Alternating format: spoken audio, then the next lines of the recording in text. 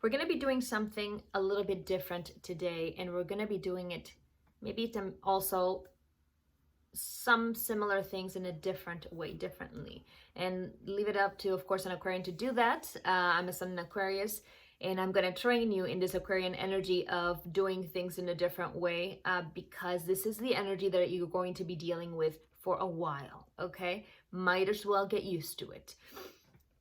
If you saw the video last week, you understand that there's a bunch of planets in Capricorn and a bunch of planets also in Aquarius, and what that means. Capricorn is the builder, Aquarius is the truth seeker, and so we're dealing with that sort of energy. But on the 14th, a player became a little bit more of a protagonist. It's already been a protagonist, but it became a little more of a protagonist for this coming week. What I'm going to do today is tell you about the energetics of the week of January 18th. I don't practice predictive astrology. I practice probably more what you would call, under the labels that they have nowadays, evolutionary astrology, where I help you understand your own blueprint. I want you to know, understand, accept, and love yourself and who you decided you would come to be in this lifetime. Having said that, at this time, this coming week is going to be heavy energetically, and I want you to not just understand who you are, but understand the transits that you're dealing with.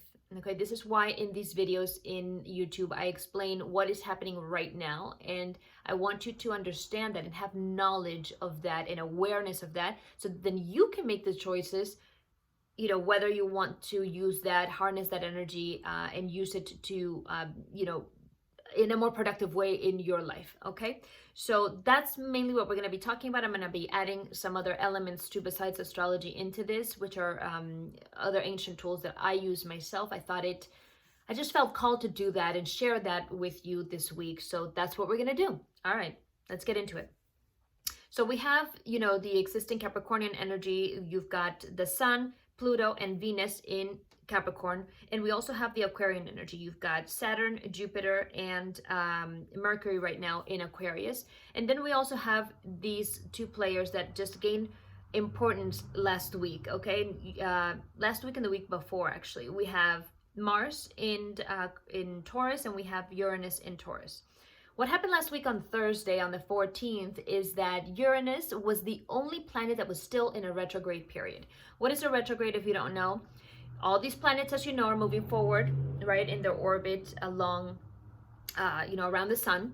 And when a planet goes retrograde, it means that it looks like it's moving backward in its orbit. So it moves back into the sign that it was before, typically, or, you know, a few degrees back, and then at some point it's going to go back direct and continue to move forward.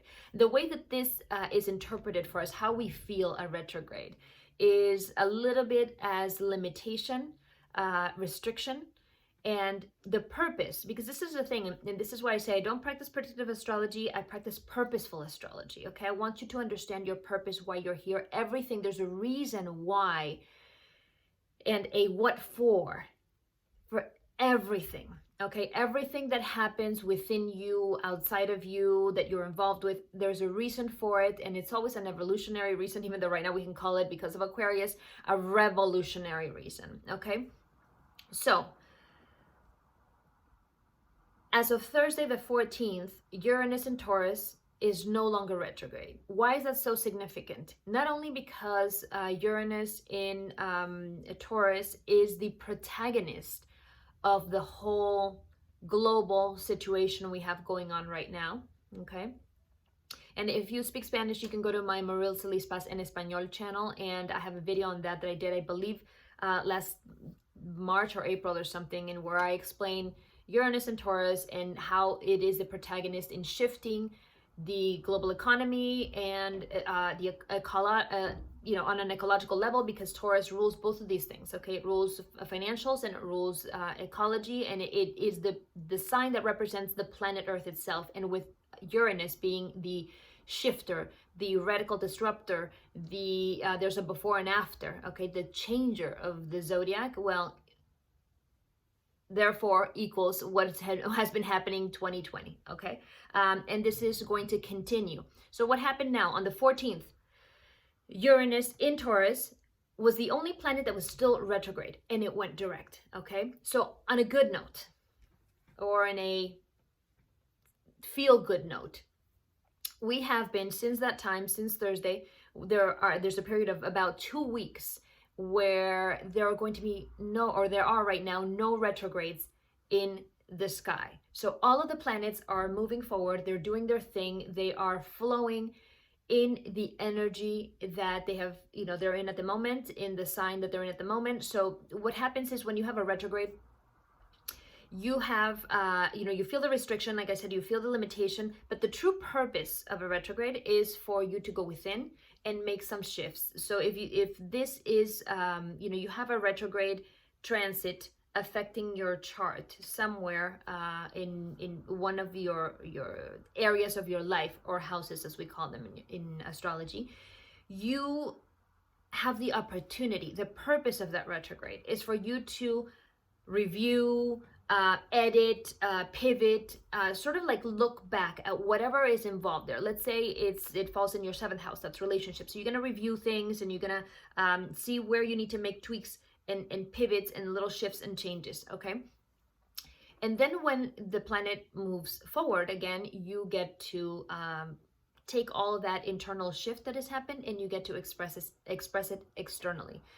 So it's a really cool period right now, because we get to be in full expression of all of the energy that all of the planets in the signs provide to us. And this is going to be happening until the 30th, that Mercury goes retrograde for a brief period, and then it'll go back to maybe about 3 weeks, and then it'll go back to being direct, and then we have a big period of no retrogrades, February, I think, through April, okay? But this coming week, we have that, and it feels good. It feels, I don't know if you felt productive this past few days, if you felt activated, if you felt like you got things done, that energy was able to flow. Things seemed a little bit easier than they have been in a few, well, all of last year, let's call it that, okay? Great. That energy is still going to be available throughout the next week, and like I said, until the 30th, when Mercury goes retrograde. What else is happening next week? You have this concentration of Capricornian energy, including the sun, which is the major activator, okay? And you have this other energy of Aquarius, 3 planets, equal amount of planets in Capricorn, equal amount of planets in Aquarius, okay? And then you've got these 2 planets in Taurus over here doing their thing. Taurus and Aquarius, okay, so we have Aquarius over here and we have Taurus over here, are not signs that get along, okay? So they're what we call in astrology square. And square just means that there's tension. There's not a ton of collaboration between these planets in these signs, because these signs don't really get along very well. They're different elements, and they're elements that don't get along, and they are the same quality, which means they've got that same sort of very similar energy in terms of, are they a energy of initiation or commencement, or are they an energy of concentration and finalizing and completing things, or they're an energy of shifting things, okay? In this case, the energy of Uranus and Mars and Taurus over here is fixed, and the energy of Aquarius, Jupiter, Saturn, and Mercury in Aquarius is also fixed. So that's the quality we're dealing with air over here and earth over here, okay? But what they have in common is this fixed element. And this fixed element can be a very, very stubborn energy. It's an energy of, I will not go away. This is what's happening. I might not, cede to whatever you're telling me that I need to cede to. I'm going to stick to this.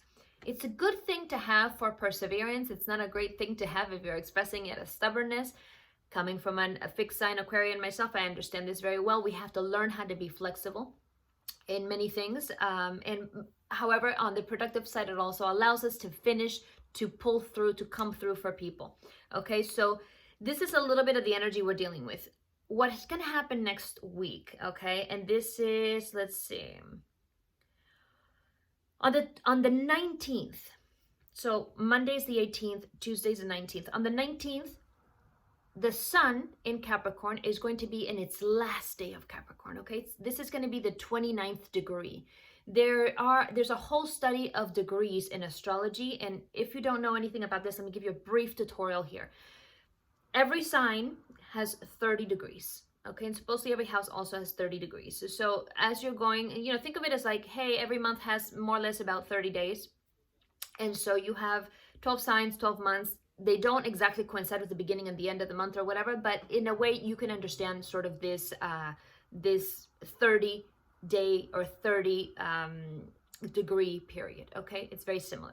So a sign starts at 0 degrees. Let's say 0 degrees Capricorn, right? Starts on the December 21st, that's the first day of Capricorn, and then you have the next day is going to be 2 degrees Capricorn, the next day 3 degrees Capricorn, and so on. This is where the sun has a 30-day period staying within a sign. And so when it gets to the 29th degree, that is its last, it's like at the bar, right? It's last call. It's funny, I don't even drink, but let's call it that, okay? And so it is trying to get the most it's trying to do its the very last to get the most advantage, you know, like a last hurrah or whatever. And the 29th degree is actually, I have a whole video on this in my Spanish channel. It's called the anaretic degree.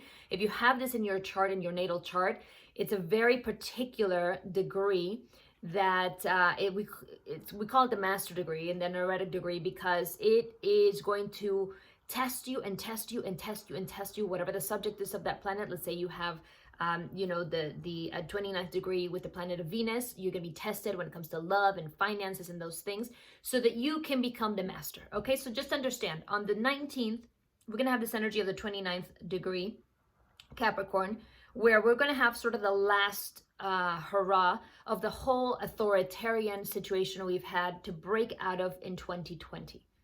Okay, that's the energy of the 19th. What happens on the 20th? Okay, on the 20th, this sun in Capricorn 29th degree is going to shift into 0 degree Aquarius, shifting the balance of the planets from 3 and 3 in Capricorn and Aquarius energy into 2. You're going to still have Pluto and Venus in Capricorn, and 4, you're going to have the Sun, Mercury, Jupiter, and Saturn in Aquarius.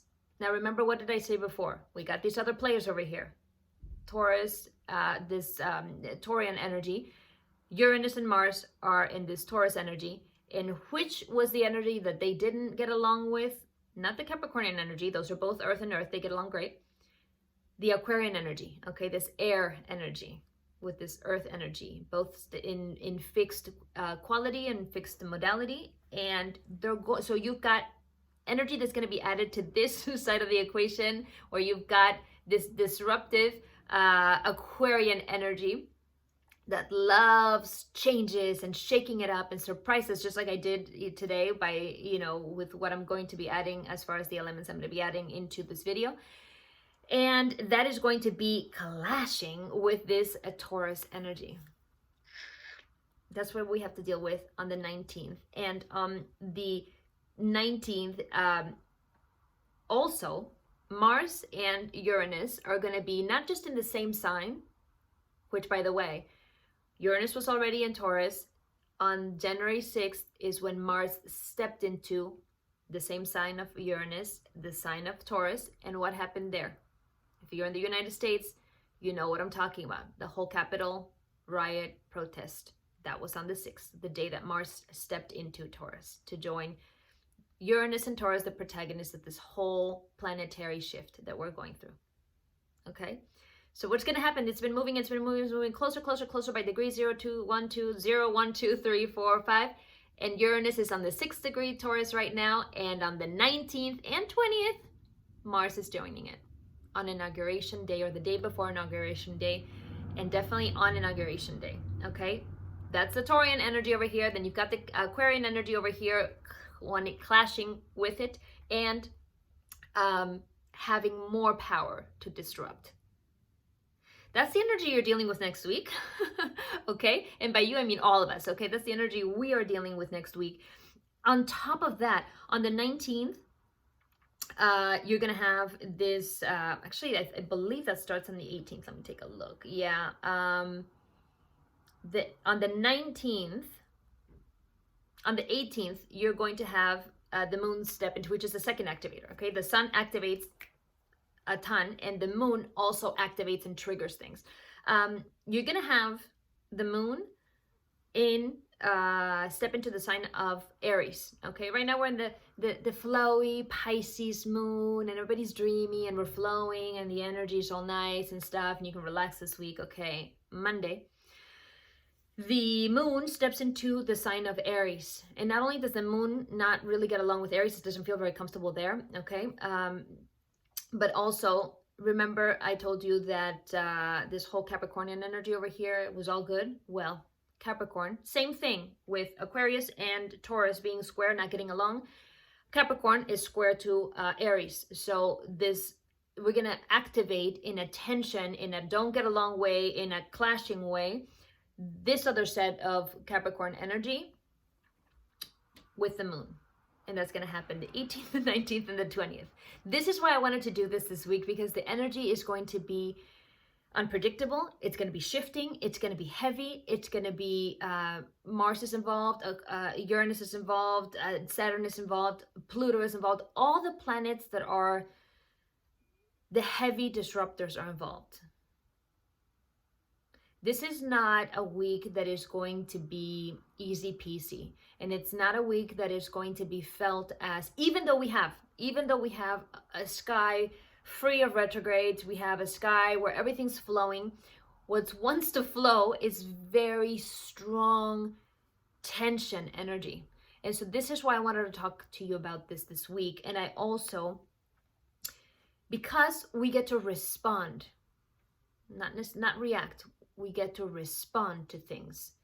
I wanted you to know what is the best way to respond here. And because of that, I brought in some other elements too. Okay, I brought in some, we can call them counseling energies. Okay, we can call them other tools of ancient wisdom that when I do my communion with self, communion with spirit, where I'm really looking to interiorize, to go within, to understand what's going on a collective level with everybody, because we're all connected on the same energetic grid. And if you think what happened on the 6th, because you weren't there and you don't live in the United States, did not affect you, you don't really understand entanglement, quantum mechanics, thousand monkey theory, and all of these scientific things that help us really prove the spiritual idea that we're all connected. Okay, so what's going to be happening on the 19th, 20th, 21, whether it is something that takes place here in the United States, we have inauguration day on the 20th, so some form of disruption is already expected. It is a major shift. I think it's so fascinating that inauguration takes day on the 20th, on the day that the radical shift changer of the zodiac, the first day of Aquarius, also takes place. None of this stuff is coincidence. It's all causality, but it's also just, it's energetics. And for us to be able to understand the energetics and then to decide what we're going to do with it, that's what this is about. Okay, so one of the tools that I consulted was the I Ching. And interestingly enough, when I consult many tools like the I Ching or tarot or other decks or runes, which we're going to all talk about, all of them always, I'm not going to say they coincide, but they're synchronized. Okay, so they're at the time, Chronos, they're in sync. And this never fails to be this way. This is why I felt like sharing this with you, and what we got when I asked the question, okay, what can we or should we, or what is the right, this is what the runes always ask. If you're familiar with the Viking runes, these are, what I love about these is, what is the right thing to do? What's the right action? What's being called for at this moment? I was called to share this sort of different format with you, and what you're going to be called to do based on what I share with you here is up to you. But this is the I Ching Gua that I got. It's the Ming Yi. Okay, the Ming Yi is, what it tells us is what's happening, or what's happening at the moment is what we can interpret as brilliance injured. Okay, so there's something happening that is brilliant. It's smart. It's intelligent. but it's injured, okay? What is called for when brilliance is injured is to be steadfast, okay, to persevere, and to be upright. So the I Ching is, it's complex, so it's difficult to dilute, and there's many books that say things in different ways, but the gist of what you have to get is this: there's a hardship, okay? There's a hardship, there's a change, there's a shift, there's a dark night of the soul, is what this one gua is saying. There's a dark night of the soul, and what the two things it calls for is for us to be steadfast and for us to be upright, okay? So the message here is this: whatever happens next week, whatever happens on the week of the January 18th with all of these tension, difficult energetics that we're going to be dealing with, that may manifest themselves in the, national or global arena, what is being called is for us to be, upright, to be honest, to be authentic, to be in our own center through this whole dark night of the soul, okay? This is not an easy thing to do. It is a necessary thing to do. And this is not just next week. I think that this is a message for everything that we've been going through in this whole collective situation that we're going through. And it is particularly, I will call this an opportunity for you to practice next week, okay? Interestingly enough, when I picked out a rune, I got Hagalas, okay?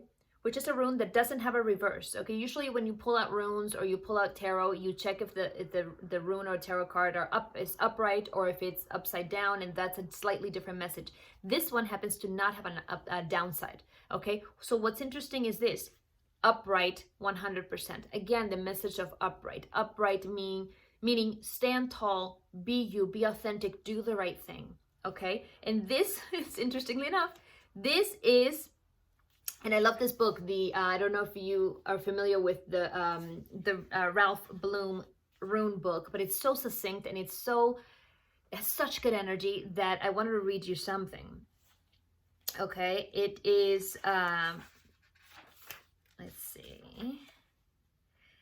So there are some runes that are cycle runes. They're part of the evolutionary cycle, and this is one of them, okay? Talk about like your initiation, your evolution as a human being. So what we're going through as a collective in the planet is something that is part of our own collective evolution. And if this week is not representative of that, I don't even know what is, okay? Another of the cycle runes, the term radical discontinuity best describes the action of Hagalas at its most forceful. The more severe the disruption in your life, the more significant and timely the requirements for your growth. The universe and your own soul are demanding that you do indeed grow. Okay? So whether the radical disruption or discontinuity or the shift or the change or the dark night of the soul that's happening, or that we're experiencing as a collective because of this whole situation we're going through, or it accentuated next week because of the energetics and because of what's taking place here in the United States too on the 20th, whether we are the protagonist or we created it or not, doesn't matter. What matters is how we respond to it, because we're going through all of this as a collective, okay? Anyone who's like, no, I'm peacing out, I'm good, I'm fit, fantastic. We need your high vibe. We also need you to understand we're all in this together.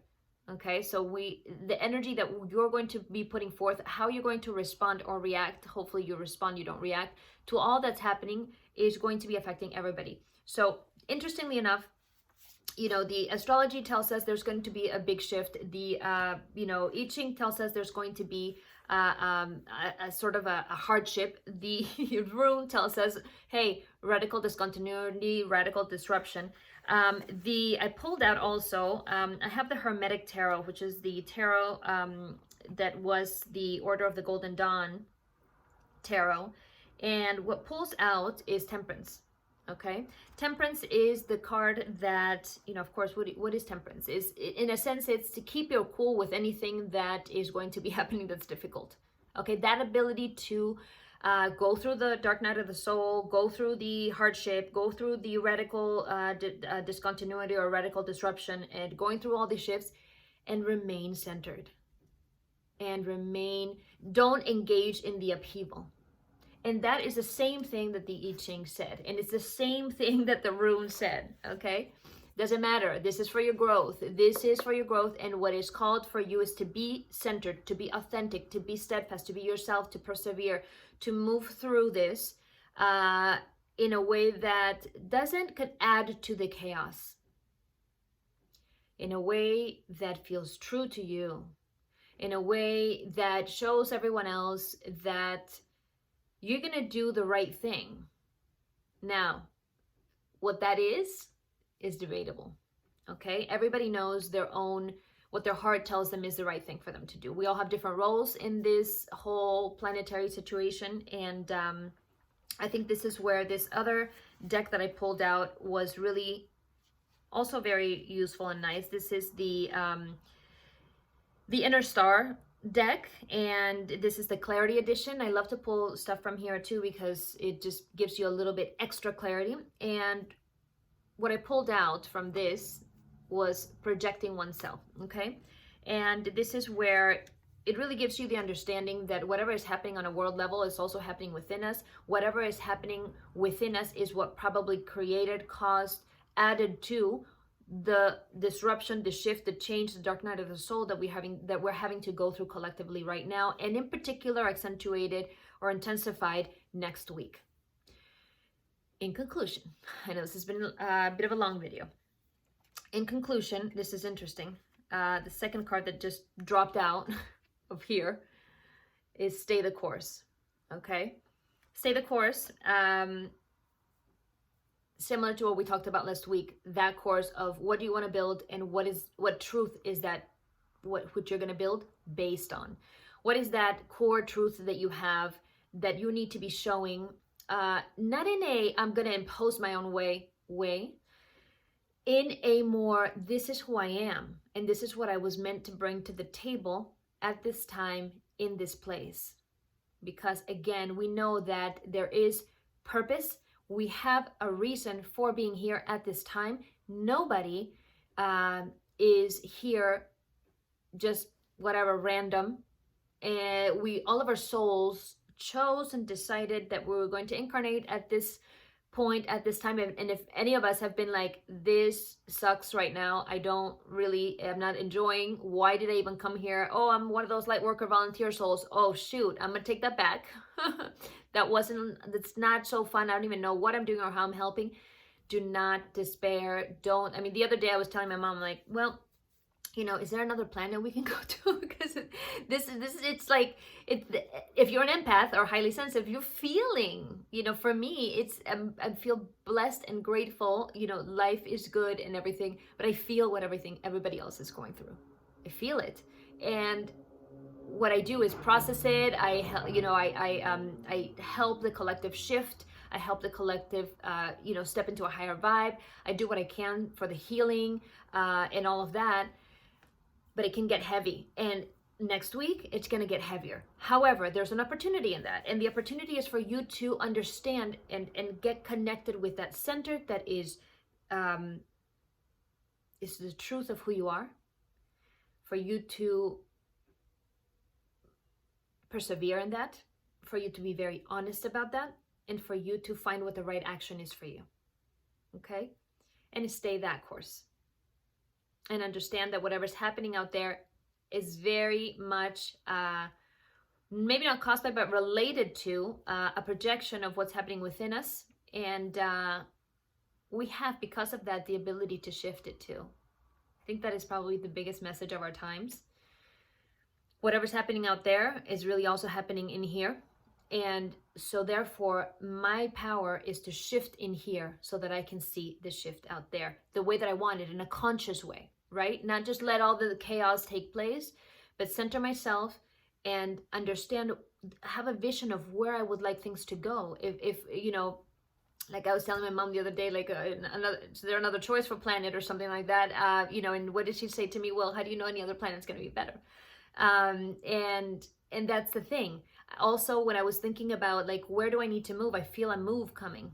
And I've seen it in my chart too. I see that there's a big move gonna take place, physical move, moving to another, house, place, or whatever.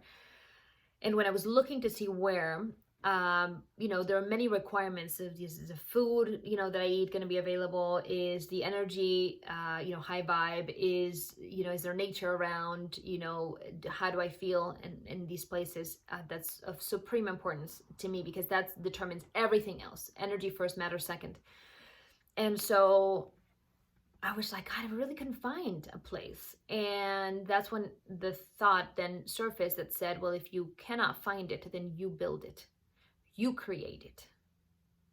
And I'm sure I'm not the only one who is feeling that way, right? So we're not here to escape or whatever. We're here to co-create and shift things in this planet in a way that we think would be kinder, more productive, better for everybody, more spiritual, deeper, lighter. Okay, so that's what I invite you to do. I hope this was at the very least entertaining, with so many different elements here, and I hope that you understand. If there's anything you want me to clarify, please put it in the comments. This again is going to be a week of a lot of shifts. Again, you have the power. The power's within you. Please exercise it. Okay, please own your power and exercise it. I'm going to leave you with that. Always a bazillion blessings. And you can reach out to me to do a chart while I'm still doing one-on-ones. And just email me at maril@marilsalizpaz.com. And we can see how all this energy is going to be playing out in your own chart, or we can look at your own design so that we can see what your purpose is, what you're here to do, how you're here to play out everything in this lifetime, and get you on your path so that you can feel that at least that calm and peace that I feel, because I know that I'm doing what I'm supposed to be doing. Okay? Lots of love.